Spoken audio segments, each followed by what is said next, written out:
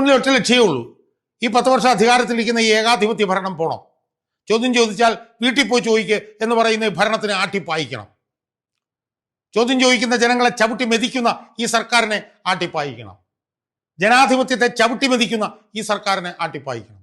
അഴിമതിയിൽ മുങ്ങിക്കുളിച്ച, സ്ത്രീ പീഡനത്തിൽ അഭിരമിക്കുന്ന, 5000 സ്ത്രീകളുമായി ബന്ധപ്പെട്ടു എന്ന് പറഞ്ഞ ആളെ മന്ത്രിയാക്കിയിരിക്കുന്ന, ഭൂമി കൊള്ളയ്ക്ക് നേതൃത്വം കൊടുക്കുന്ന, മനുഷ്യാവകാശ ലംഘനങ്ങൾ നടത്തുന്ന ഈ സർക്കാരിനെ ആട്ടിപ്പായിക്കണമെന്നുള്ള ജനങ്ങളുടെ ഒരു ആർജവം, ഇച്ഛാശക്തി, അത് ഈ തെരഞ്ഞെടുപ്പിൽ വളരെ വളരെ പ്രകടമാണ് സുഹൃത്തുക്കളെ. നമ്മളത് യൂട്യൂബ് എടുത്ത് നോക്കിയാൽ നമുക്ക് കാണാൻ കഴിയും, നമുക്ക് ഫേസ്ബുക്ക് എടുത്ത് നോക്കിയാൽ നമുക്ക് കാണാൻ കഴിയും, നമുക്ക് ഇൻസ്റ്റാഗ്രാം എടുത്ത് നോക്കിയാൽ കാണാൻ കഴിയും. അതിലൊക്കെ തന്നെ അതുപോലെ തന്നെ AI ജനറേറ്റഡ് ആയിട്ടുള്ള ഉള്ളടക്കം,